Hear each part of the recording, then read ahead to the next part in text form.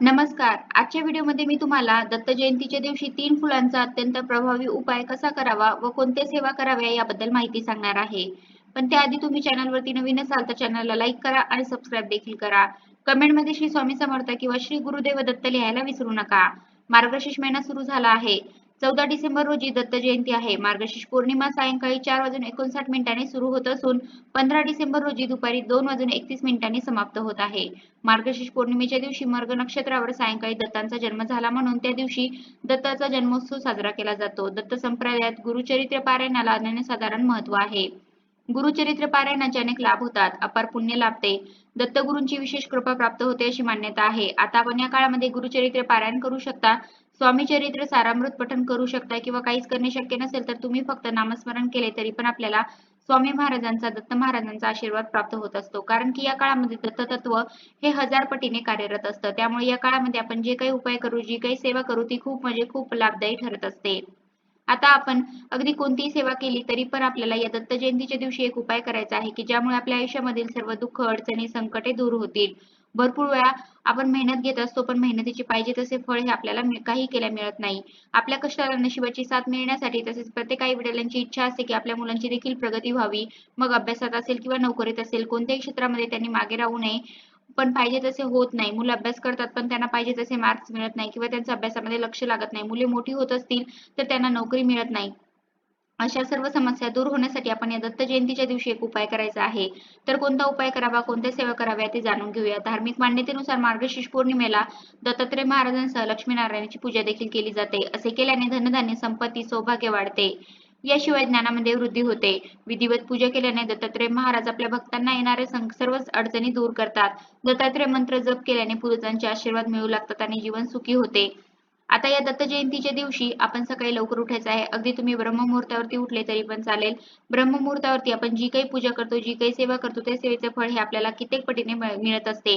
कारण की कारण की त्या काळामध्ये वातावरणामध्ये देखील शांतता असते. आपण सकाळी लवकर उठायचं आहे. अगदी तुम्ही हा उपाय 14 तारखेला करू शकता किंवा 14 तारखेला जर तुम्हाला वेळ नसेल तर तुम्ही 15 तारखेला केला तरी पण चालेल. पण शक्यतो जो पौर्णिमेचा मुहूर्त आहे त्या मुहूर्तामध्ये करण्याचा प्रयत्न करा. आता या दिवशी सकाळी उठल्यानंतर आपण थोडंसं पाणी घ्यायचं आहे. त्यामध्ये थोडीशी हळद टाकायची आहे आणि असं पाणी आपण आपल्या मुख्य दरवाजाच्या बाहेर शिंपडायचं आहे. कारण की या दिवशी पौर्णिमा देखील आहे. पौर्णिमेच्या दिवशी माता लक्ष्मी ही पृथ्वीवरती येत असते आणि आपल्या भक्तांच्या सर्व मनोकामना देखील पूर्ण करते. माता लक्ष्मीचा आशीर्वाद मिळावा यासाठी आपण या दिवशी स्वच्छता ठेवायची आहे. उंबरठ्याचं लेपन करायचं आहे. पाणी आणि हळद आपण घराबाहेर शिंपडायची आहे. त्यामुळे आपल्या घरामध्ये नकारात्मक ऊर्जा प्रवेश करत नाही. तसंच आपण मुख्य दरवाजा स्वच्छ पुसून घ्यायचा आहे. त्यावरती स्वस्तिक काढायचं आहे. स्वस्तिक हे शुभतेचं आणि मांगल्याचं प्रतीक समजलं जातं. जिथे स्वस्तिक काढलं जातं तिथे नेहमी शुभ कामंही होत असतात. आता या दिवशी आपल्याला 3 फुलांचा उपाय करायचा आहे. तर आता उपाय कसा करायचा? आपल्या जवळपास असणारं स्वामी महाराजांचं मंदिर असेल किंवा दत्त महाराजांचे मंदिर असेल, तर आपल्याला तिथे जायचं आहे किंवा अगदी तुमच्या इथे दोन्ही पण मंदिर नसतील, तर तुम्ही अगदी भोलेनाथाच्या मंदिरामध्ये देखील जाऊ शकता. तर या उपायासाठी आपल्याला 3 पिवळी फुले घ्यायची आहे. मग पिवळी झेंडूची फुले घेऊ शकता किंवा झेंडूची फुले नसतील तर शेवंतीची 3 पिवळी फुले घेतली तरी पण चालेल. पण आपल्याला पिवळ्याच रंगाची फुले घ्यायची आहे. दत्तगुरूंना पिवळा रंग हा अत्यंत प्रिय आहे. आता फुलं घेताना फुलं हे सुकलेलं नसावं आणि त्या फुलाला कीड लागलेली असेल तर असं फुल आपल्याला घ्यायचं नाही. आपल्याला पिवळ्या रंगाचं झेंडूचं चांगलं फुल घ्यायचं आहे. आता 3 फुले घेतल्यानंतर आपल्याला 3 अक्षता घ्यायच्या आहेत. आता या 3 अक्षता कुठेही तुटलेल्या फुटलेल्या नसाव्यात. या अक्षता घेतल्यानंतर आपल्याला थोडीशी हळद घ्यायची आहे. या अक्षतांना हळद लावून घ्यायची आहे. 3 पिवळी फुले आणि 3 अक्षता घेऊन आपण जवळपास असणाऱ्या दत्त महाराजांचं मंदिर असेल, स्वामी महाराजांचं मंदिर किंवा केंद्र असेल, तिथे जायचं आहे. आता तिथे गेल्यानंतर आपल्याला ही 3 पिवळी फुले व 3 अक्षता अर्पण करायच्या आहेत. पण त्या अगोदर आपण आतमध्ये जाताना बाहेर असलेल्या औदुंबर वृक्षाचे देखील दर्शन घ्यायचं आहे. साक्षात दत्त निवास असलेला पवित्र वृक्ष म्हणून औदुंबराची ख्याती आहे. 21 गुणांनी परिपूर्ण औदुंबर वृक्षाखाली सद्गुरू माऊली दत्तांनी साधना केली होती. औदुंबराला भूतलावरील कल्पवृक्ष म्हणतात कारण प्रभू विष्णूंनी औदुंबराला आशीर्वाद दिला आहे की याला सदैव फळे येतील. तसेच या झाडाचे पूजन व भक्तीने सर्व मनोकामना पूर्ण होतील. या झाडाचे दर्शन केल्याने उग्रता शांत होईल.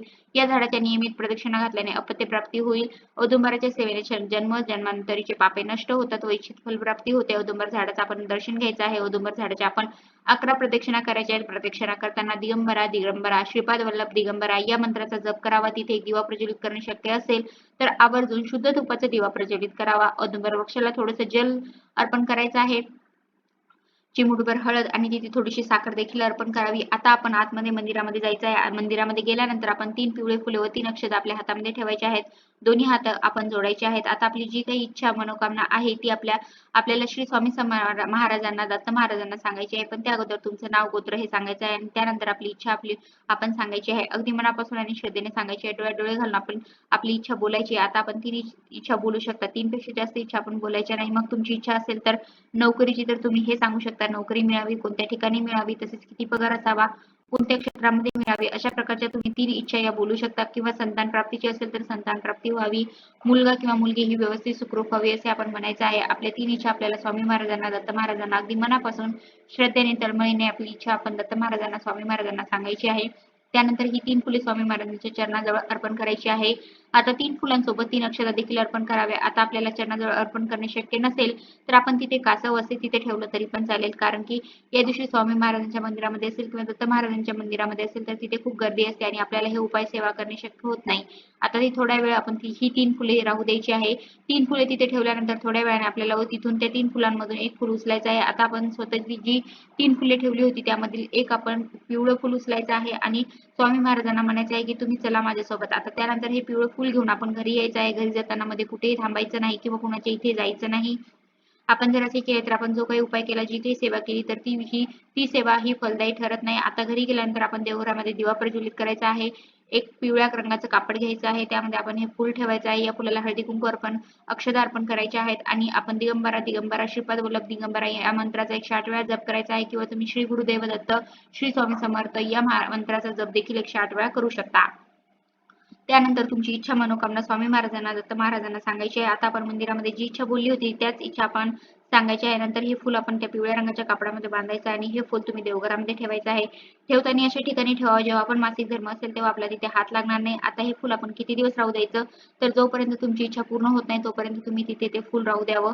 तिन्ही मधील एक जरी इच्छा पूर्ण झाली तरी पण आपण ते फुल जेव्हा इच्छा पूर्ण होईल तेव्हा वाहत्या पाण्यामध्ये प्रवाहित करायचं आहे. ज्या पण ठिकाणी पवित्र तीर्थस्नान असेल अशा ठिकाणी आपण ते फुल प्रवाहित करावं. यामुळे आपल्याला दत्तगुरूंचा आशीर्वाद प्राप्त होत असतो. तर अशा प्रकारे आजच्या व्हिडिओमध्ये मी तुम्हाला दत्त जयंतीच्या दिवशी 3 फुलांचा उपाय कसा करावा, कोणत्या सेवा कराव्या याबद्दल माहिती सांगण्याचा प्रयत्न केला आहे. कसा वाटला तुम्हाला माझा आजचा व्हिडिओ कमेंट करून नक्की सांगा. धन्यवाद.